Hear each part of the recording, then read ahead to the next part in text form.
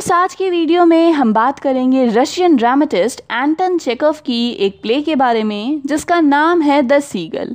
इसे 1895 में पहली बार लिखा गया था और पहली बार इसे प्रोड्यूस किया गया था 1896 में। साथ ही फ्रेंड्स, ये जो प्ले है ये चेखव की फर्स्ट 4 मेजर प्लेज में से एक मानी जाती है। अब फ्रेंड्स, चूंकि चेखव एक रशियन ड्रामेटिस्ट थे तो ये प्ले भी पहले ओरिजिनली रशियन लैंग्वेज में लिखी गई थी और बाद में इसे इंग्लिश में चेंज किया गया, इंग्लिश लैंग्वेज में ट्रांसलेट किया गया। ये जो प्ले है ये कॉमेडी जिनर से बिलोंग करती है। साथ ही फ्रेंड्स, यहाँ एक और बात हमें जानने वाली है और वो ये है कि जो इस प्ले की टाइटल है द सीगल, ये इस प्ले पर सूट नहीं करती है।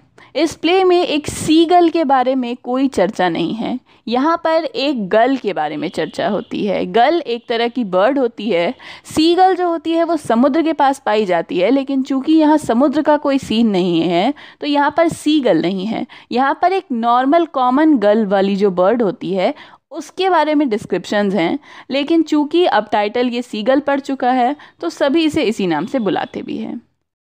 फ्रेंड्स, एंटन चेखव एक रशियन प्ले राइट और शॉर्ट स्टोरी राइटर थे। उनका जन्म हुआ था 29 जनवरी 1860 में और उनकी डेथ हुई थी 15 जुलाई 1904 में। वो शॉर्ट स्टोरी राइटिंग में बहुत ही फेमस राइटर माने जाते हैं और उनकी फेमस वर्क्स में 3 sisters, uncle Vanya and the cherry orchard ये सभी शामिल हैं। तो चलिए फ्रेंड्स, आगे बढ़ते हैं और इस ड्रामा को समझते हैं। फ्रेंड्स, इस प्ले को समझने से पहले हम इस प्ले के कुछ कैरेक्टर्स के बारे में जान लेते हैं। इस प्ले की मेन कैरेक्टर का नाम है आइरीना आर्केडिन, जो कि एक एक्ट्रेस हैं। इस आइरीना का एक बेटा है जिसका नाम है कॉन्स्टेंटिन ट्रेपलेव। ये जो कॉन्स्टेंटिन है ये एक सिम्बॉलिस्ट राइटर है और बहुत मेहनत करता है एक सक्सेसफुल राइटर बनने के लिए, लेकिन इसे ज़्यादा कोई सफलता जो है वो हासिल नहीं होती है। नेक्स्ट हमें पता चलता है प्योत्र सोरेन के बारे में, जो कि आइरीना के ब्रदर हैं, एक रिटायर्ड सीनियर सिविल सर्वेंट हैं और इनके पास एक कंट्री एस्टेट भी है। नेक्स्ट कैरेक्टर है बोरिस ट्रिगोरिन का। ये आइरीना के लवर हैं और एक राइटर हैं, काफ़ी फेमस हैं ये अपने वर्क्स में। नेक्स्ट कैरेक्टर के बारे में हम जानते हैं जिसका नाम है नीना ज़ार्चनी। ये नीना जो है ये एक यंग वुमेन है, एक रिच लैंड ओनर की डॉटर है और इसका एक सपना है कि ये भी आगे चलकर एक एक्ट्रेस बने। नेक्स्ट हम एक कैरेक्टर के बारे में जानते हैं जिसका नाम है इल्या शेमरेव। ये एक रिटायर्ड लेफ्टिनेंट है और साथ ही ये प्योत्र सोरेन के लिए काम करता है। अब ये जो इल्या शेमरेव है इसकी एक वाइफ है जिसका नाम है पॉलिना एंड्रेना और इन दोनों की एक बेटी है जिसका नाम है माशा। एक लास्ट और हम कैरेक्टर को जान सकते हैं जिसका नाम है येवगेनी डॉन और ये क्या है, ये एक डॉक्टर है। तो ये सारे जो हैं ये लगभग इस प्ले के मेन कैरेक्टर्स हैं। इसके अलावा और भी कुछ कैरेक्टर्स हैं, कुक है, मेड है, तो जहाँ उनकी ज़रूरत होगी मैं उनके बारे में आपको बताती चली जाऊँगी। अब फ्रेंड्स, ये जो प्ले है ये एक 4 एक्ट प्ले है, तो हम 1 बाय 1 इसकी हर एक एक्ट को डिस्कस करेंगे। फ्रेंड्स, इस प्ले की शुरुआत होती है फर्स्ट एक्ट की और हमें बताया जाता है एक कंट्री एस्टेट के बारे में जिसके मालिक हैं प्योत्र सोरेन। अब ये जो प्योत्र सोरेन हैं इनकी तबीयत बहुत ज़्यादा ख़राब रहती है और साथ ही ये बताया जाता है कि इनकी जो बहन है आइरीना आर्केडिन, ये अपने लवर बोरिस ट्रिगोरिन के साथ इनके एस्टेट पर कुछ समय के लिए छुट्टियां मनाने आई है। ये जो प्योत्र सोरेन हैं ये अपने गेस्ट को एंटरटेन करना चाहते हैं, तो ये क्या करते हैं, ये आइरीना के बेटे कॉन्स्टेंटिन की मदद से एक आउटडोर प्ले का इंतज़ाम करते हैं। यहाँ जो प्ले दिखाई जाने वाली है ये कॉन्स्टेंटिन की लिखी हुई प्ले है, एक तरह से कह सकते हैं उसकी लास्ट अटेम्प्ट है ताकि वो फेमस हो सके, सक्सेसफुल हो सके। और ये एक सिम्बॉलिस्ट वर्क है, काफ़ी मेहनत लगेगी इसे समझने के लिए, ये कॉन्स्टेंटिन को पता है। साथ ही इस प्ले के लिए उसे एक एक्ट्रेस की ज़रूरत थी, तो उसने नीना को चुना, जिसके बारे में मैंने आपको पहले ही बताया, एक रिच लैंड ओनर की डॉटर है, एक्ट्रेस बनना चाहती है, तो नीना को उसने इस प्ले के लिए चुना और इस प्ले की डायरेक्शन उसने स्टार्ट की। अब जैसे ही ये प्ले स्टार्ट हुआ तो ये जो आइरीना थी ये हंसने लगी और कहने लगी कि ये प्ले जो है ये रिडिक्युलस है, ये क्या बकवास है, मुझे ये नहीं देखना। उसने ज़रा भी नहीं सोचा कि कॉन्स्टेंटिन को, उसके बेटे को कितना बुरा लगा होगा। उसकी हंसी के कारण, उसके इस मजाक के कारण क्या हुआ, प्ले जो था उसे बीच में ही बंद करना पड़ा और कॉन्स्टेंटिन शर्मिंदा होकर वहाँ से भाग गया। आइरीना को इस बात का कोई फ़र्क नहीं पड़ा, वो हंसी रही थी और जितने भी लोग थे उसके साथ वो भी आइरीना के साथ हंस रहे थे। लेकिन जो डॉक्टर था जिसका नाम था येवगेनी डॉन, उसे ये प्ले पसंद आई और उसने कॉन्स्टेंटिन की तारीफ़ भी की। अब साथ ही फ्रेंड्स ये प्ले आगे बढ़ती है और हमें इस स्टोरी की जो लव अफेयर्स हैं उसके बारे में बताया जा रहा है। यानी हर कैरेक्टर का एक लव अफेयर है या हर कैरेक्टर किसी और से प्यार करता है, लेकिन ये कितनी ज़्यादा कंफ्यूजिंग और ट्विस्टेड है इसे हमें समझना पड़ेगा।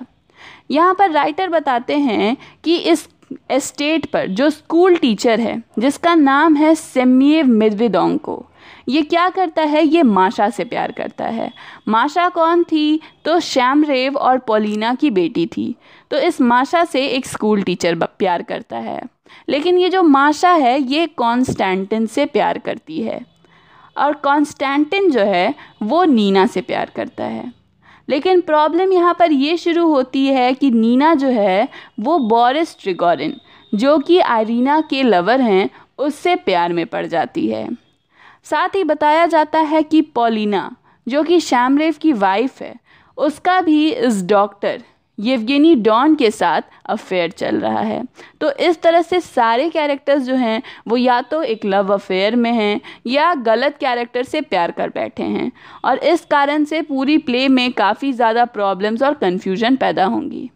अब ये जो माशा है ये आकर इस डॉक्टर को बताती है कि किस तरह ये कॉन्स्टेंटिन से प्यार करती है, उसके बिना रह नहीं सकती। तो इस पर ये डॉक्टर कहते हैं कि ज़रूर इस लेक के पानी में ही कोई प्रॉब्लम है, क्योंकि सब कोई यहाँ पर क्या कर रहा है, रोमांटिक फील कर रहा है।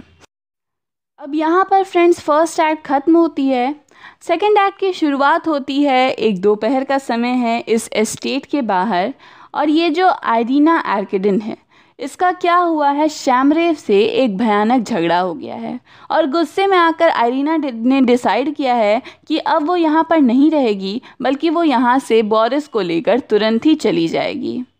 नीना जो है वो इन सभी चीज़ों को दूर से देख रही है और वो क्या करती है, वो इस ग्रुप से अलग होकर यूं ही पीछे छूट जाती है। उसी समय वहाँ पर कॉन्स्टेंटिन आता है और वो अपने साथ एक गर्ल, जो कि एक बर्ड होती है, उसे लेकर आता है। कॉन्स्टेंटिन ने इस बर्ड को गोली मारकर इसका शिकार किया था और ये नीना को ये गिफ्ट की तौर पर देना चाहता है।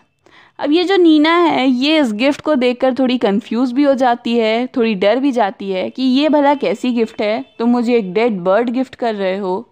तो इस पर कॉन्स्टेंटिन जो है वो उसे समझाने की कोशिश करने ही वाला रहता है कि तभी वहाँ पर बोरिस आ जाता है और कॉन्स्टेंटिन जो है वो गुस्से में जेलस होकर वहाँ से चला जाता है। अब ये जो नीना है ये बोरिस से बात करने लगती है और उससे पूछती है कि बताइए राइटर की लाइफ जो है वो कैसी होती है, मैं नहीं जानती हूँ। तो इस पर वो जवाब देता है कि ये एक इजी लाइफ नहीं है, काफ़ी मुश्किलों का सामना करना पड़ता है। नीना कहती है कि मुझे पता है एक एक्ट्रेस की लाइफ भी आसान नहीं होती, वो भी मुश्किल होती है, लेकिन मैं एक एक्ट्रेस बनना चाहती हूँ, बहुत ज़्यादा इच्छा है मेरी कि मैं एक एक्ट्रेस बनूँ। अब ये जो त्रिगोरिन है इसकी नज़र पड़ती है नीना के हाथ में जो डेड गर्ल है उस पर, जो कॉन्स्टेंटिन ने उसे ला कर दी थी, और त्रिगोरिन जो है वो इससे रिलेटेड अपनी नेक्स्ट स्टोरी की कहानी सोचने लगता है। वो कहानी सोचता है कि एक यंग गर्ल है जिसने एक लेक के किनारे अपनी पूरी ज़िंदगी बिताई। वो उस लेक से बहुत प्यार करती है, बिल्कुल उस गर्ल बर्ड की तरह, और बहुत ज़्यादा खुश है, फ्री है। लेकिन अचानक से एक दिन क्या होता है, एक मैन आता है और वो उसे देखता है और उसकी लाइफ को डिस्ट्रॉय कर देता है, जिस तरह से इस गर्ल के साथ हुआ है। ये कहानी इतनी जल्दी बोरिस ने नीना को सुना भी दी और नीना जो है वो इस बात से बहुत ज़्यादा इम्प्रेस हुई है। उसी समय वहाँ पर आइरीना आती है और त्रिगोरिन को कहती है कि उसने अपना माइंड बदल लिया है, वो अब यहाँ से नहीं जाएंगे, तुरंत नहीं जाएंगे, बल्कि कुछ दिन और इस एस्टेट पर रहेंगे और ये बात सुनकर नीना जो है वो बड़ी खुश हो जाती है। क्योंकि उसे पहले से ही त्रिगोरिन बहुत पसंद है और अब त्रिगोरिन ने उससे रिलेटेड एक छोटी सी कहानी भी लिख दी। तो ये सब कुछ सोचकर नीना मन ही मन बहुत एक्साइटेड हो जाती है। अब थर्ड एक्ट शुरू होता है और इसी एस्टेट के ऊपर बताया जा रहा है। आज ही के दिन क्या होगा, आइरीना और ये जो त्रिगोरिन है ये वापस से अपने अपने घरों को लौट जाएंगे। अब बीच में हमें बताया जाता है कि ये जो कॉन्स्टेंटिन है ये अपनी प्लेस लिखने की अभी भी कोशिश कर ही रहा है और इसकी प्लेस सक्सेसफुल नहीं हो रही हैं, बल्कि इसकी प्लेस की मजाक उड़ रही हैं। ये एक लाफिंग स्टॉक बन चुका है। तो इसने क्या किया, इसने सुसाइड करने की कोशिश की। इसने अपने सिर पर गोली मारने की कोशिश की, लेकिन जो बुलेट थी ये इसके स्कल को छूकर निकल गई, कोई हैवी डैमेज नहीं हुआ। और इसलिए अब क्या प्रॉब्लम है कि सिर्फ इसे अपने सिर पर पट्टियां बांधकर यूं ही घूमना पड़ता है। अब नीना जो है ये त्रिगोरिन को ढूंढ रही है। इसे पता है कि त्रिगोरिन आज चला जाएगा और ये इसकी लास्ट मीटिंग होगी त्रिगोरिन के साथ। ये त्रिगोरिन को ढूंढती है। त्रिगोरिन जो है वो ब्रेकफास्ट कर रहा होता है और वो त्रिगोरिन को एक गिफ्ट देती है, एक मेडलियन देती है और उससे कहती है कि मैं तुमसे प्यार करती हूँ। और ये बताने के लिए उसका एक ख़ास अंदाज है। उसने उस मेडलियन पर एक लाइन लिखवाई है जो कि त्रिगोरिन की अपनी बुक की है।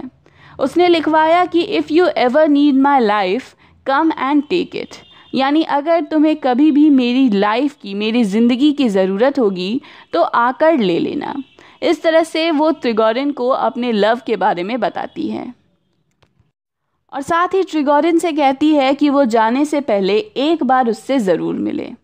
अब इधर क्या होता है कि आइरीना अपने भाई के साथ है, सोरेन के साथ है, और सोरेन की जो तबीयत है वो दिन ब दिन और ज़्यादा बिगड़ती जा रही है। उसी समय इन दोनों भाई बहन में झगड़ा होता है और सोरेन की तबीयत इतनी ज़्यादा ख़राब हो जाती है कि वो बेहोश होकर गिर जाते हैं। मेदवेडोंको जो स्कूल टीचर है वो उसकी हेल्प करता है, उसे बेड पर लेटाता है। उधर कॉन्स्टेंटिन जो है वो अलग परेशान है अपने बैंडेजेस से और अपनी माँ से कहता है कि क्या आप मेरी बैंडेजेस चेंज कर देंगी।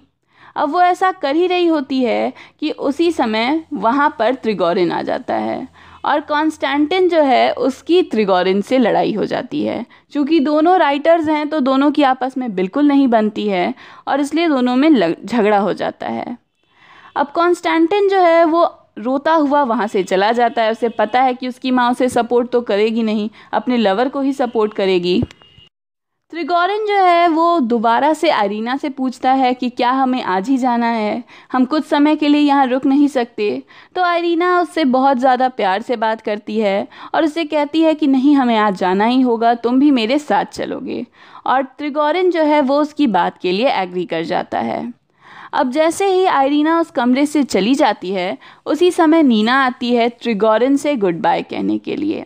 साथ ही वो त्रिगोरिन को बताती है कि आपने मुझे बहुत इंस्पायर किया है और अब मैंने डिसाइड किया है कि मैं भी अपने दिल की जो विशेज़ है उसे पूरा करूँगी, एक एक्ट्रेस बनूँगी, चाहे मेरे पेरेंट्स रेडी हों या ना हों। उसी समय ये दोनों आपस में किस करते हैं और साथ ही प्लान्स बनाते हैं कि ये आगे चलकर मॉस्को में, यहाँ से जब चले जाएंगे तो मॉस्को में ज़रूर मिलेंगे। और यहीं पर थर्ड एक्ट फ्रेंड्स ख़त्म होती है। अब फ्रेंड्स ये फोर्थ एक्ट है और इस प्ले का लास्ट एक्ट भी है। लेकिन ये जो एक्ट है ये 2 सालों के बाद हो रही है, यानी थर्ड एक्ट और फोर्थ एक्ट के बीच में 2 इयर्स का टाइम बीत चुका है और विंटर सीजन आ चुका है। इस एक्ट की शुरुआत होती है कॉन्स्टेंटिन के स्टडी रूम में। कॉन्स्टेंटिन जो है वो बैठकर यूं ही वहाँ पर टाइम पास कर रहा है, अपनी वर्क्स को, अपनी नोट्स को पढ़ रहा है। साथ ही हमें बताया जाता है कुछ और कैरेक्टर्स के बारे में। ये जो माशा है उसने आखिरकार मेदवेडोंको के मैरिज प्रपोजल को एक्सेप्ट कर लिया, उसने मेदवेडोंको से शादी कर ली और उनका एक बच्चा भी है। लेकिन इन सब के बावजूद माशा जो है उसके दिल में आज भी कॉन्स्टेंटिन के लिए काफ़ी प्यार है। साथ ही और भी चीज़ें हमें बताई जाती हैं। हमें बताया जाता है कि किस तरह त्रिगोरिन ने आइरीना को छोड़ दिया और वो नीना के साथ जाकर मॉस्को में रहने लगा और कुछ समय उसके साथ रहने के बाद उसने क्या किया, नीना को दोबारा से छोड़कर वो दोबारा आइरीना के साथ हो गया। यानी ये जो त्रिगोरिन था पहले वो कुछ समय नीना के साथ रहा और फिर नीना को छोड़कर ये वापस से आइरीना के पास हो गया। अब ये जो नीना थी ये ट्रिगोरिन से प्रेग्नेंट हो गई थी, इनका एक बच्चा हुआ था, लेकिन ये बच्चा बहुत ही कम समय में ही मर गया, इसकी डेथ हो गई। और ये जो नीना थी, ये कह सकते हैं इसकी लाइफ जो है वो काफ़ी बुरी हो चुकी थी, एक सैड टर्न ले ली थी इसकी लाइफ ने। इसकी लव लाइफ जो ट्रिगोरिन के साथ थी वो तो बर्बाद हो ही चुकी थी, इसके बेटे की, इसके बच्चे की भी डेथ हो चुकी थी, और साथ ही ये जो एक्ट्रेस बनना चाहती थी इसमें भी इसे कोई बहुत ज़्यादा सक्सेस नहीं मिली थी। ये एक छोटे से थिएटर के साथ काम करती थी और बहुत ज़्यादा ट्रैवलिंग इसे करनी पड़ती थी। चूँकि इसके पास ज़्यादा पैसे नहीं थे तो इसे उनकी हर एक बात को मानना पड़ता था। साथ ही हमें कॉन्स्टेंटिन के बारे में बताया जाता है कि कॉन्स्टेंटिन जो है इसने अपनी कुछ शॉर्ट स्टोरीज़ को पब्लिश करवाया, लेकिन ये कोई बहुत ज़्यादा फेमस नहीं हो पाया, इसकी वर्क्स हिट नहीं हो रही हैं और ये बहुत जल्दी डिप्रेस होता चला जा रहा है। साथ ही जो सोरेन थे, आइरीना के ब्रदर, उनकी तबीयत बहुत ज़्यादा ख़राब हो चुकी है, वो अपनी डेथ बेड पर हैं और हर वक्त आइरीना को मैसेजेस आते रहते हैं कि वो आखिरी बार आकर अपने भाई से मिल लें। तो इस तरह सारे कैरेक्टर्स के बारे में हमें बताया जाता है। अब ये लगभग जितने भी कैरेक्टर्स हैं, माशा, मेडवेडोंको, ट्रिगोरिन, आइरीना, ये सब क्या कर रहे हैं, ये कॉन्स्टेंटिन के ड्राइंग रूम में बैठकर एक गेम खेल रहे हैं, बिंगो का गेम खेल रहे हैं। कॉन्स्टेंटिन जो है वो उनके साथ नहीं खेलता है, बल्कि जो मनुस्क्रिप्ट वो लिख रहा है अपनी नेक्स्ट प्ले के लिए, उस पर बैठकर वो टाइम दे रहा है। इसके बाद ये सभी लोग जो हैं वो डिनर करते हैं और फिर वहाँ से चले जाते हैं। उसी समय कॉन्स्टेंटिन को अपने बैक डोर पर किसी के खटखटाने की आवाज़ आती है और जब वो दरवाज़ा खोलकर देखता है तो सरप्राइज होता है क्योंकि उसके सामने नीना खड़ी है। नीना काफ़ी समय से थिएटर्स के लोगों के साथ घूम रही होती है तो उसने बिल्कुल एक्सपेक्ट नहीं किया था। फिर भी वो नीना को अंदर बुलाता है और उससे बातें करना शुरू करता है। नीना कहती है कि पिछले 2 साल में मेरी जो लाइफ थी वो काफ़ी चेंज हो चुकी है और जो गर्ल तुमने मुझे मार कर दिया था, बिल्कुल मैं अब अपनी लाइफ को उसी की तरह कंपेयर कर सकती हूँ कि बिल्कुल वैसे ही मैं रिजेक्ट हो चुकी हूँ। अब ये जो कॉन्स्टेंटिन है वो नीना को समझाने की कोशिश करता है कि ऐसा कुछ भी नहीं है, मैं आज भी तुमसे प्यार करता हूँ और प्लीज़ तुम मेरे साथ रहो, तुम्हें थिएटर में घूमने की कोई ज़रूरत नहीं है, तुम मेरे साथ रहो। लेकिन नीना जो है वो उसकी बात को मना कर देती है, उसके इस प्रपोज़ल को ठुकरा देती है और एक आखिरी बार उसे हग करती है और वहाँ से चली जाती है। अब यहाँ पर हमें बताया जाता है कि कॉन्स्टेंटिन जो है वो 2 मिनट तो चुपचाप इन सभी चीज़ों के बारे में सोचता रहता है कि क्या कुछ हुआ, लेकिन फिर धीरे धीरे उसका डिप्रेशन जो है वो उस पर हावी होता चला जाता है। जो मनुस्क्रिप्ट वो अपनी प्ले के लिए लिख रहा था वो उसे फाड़ देता है, अपनी लिखी हुई स्टोरीज़ को फाड़ देता है और वहाँ से बाहर चला जाता है। अब दोबारा से बाकी के जो कैरेक्टर्स हैं वो स्टडी रूम में आते हैं और बिंगो खेलना शुरू कर देते हैं, लेकिन तभी हमें एक गन की आवाज़ सुनाई देती है। दिखाई नहीं देता कि ये गन कहाँ चली है, बैक स्टेज से आवाज़ें आती है और जो डॉक्टर थे डॉर्न, वो क्या करते हैं, वो इस गोली की आवाज़ के बारे में पता लगाने को जाते हैं।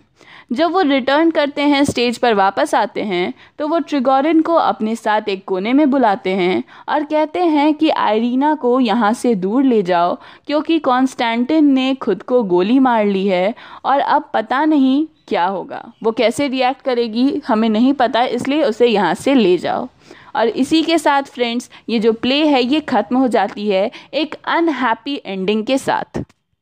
फ्रेंड्स इस प्ले में काफ़ी ज़्यादा पेन है, काफ़ी ट्विस्ट एंड टर्न्स हैं और इन चीज़ों के लिए चेकोव हमेशा से बहुत फेमस रहे हैं। इस प्ले की एंड जो है वो एक काफ़ी ट्रैजिक एंडिंग है क्योंकि एक मेजर कैरेक्टर ने अपनी जान ले ली है और बाकी के जो कैरेक्टर्स हैं उनमें भी एक मेजर कैरेक्टर जो नीना का है वो अपनी लाइफ को ज़्यादा हैप्पीली नहीं जी रहा है। तो फ्रेंड्स ये थी एंटन चेकोव की प्ले द सीगल। अगर आपको वीडियो पसंद आई तो प्लीज़ लाइक, कमेंट और शेयर करिए।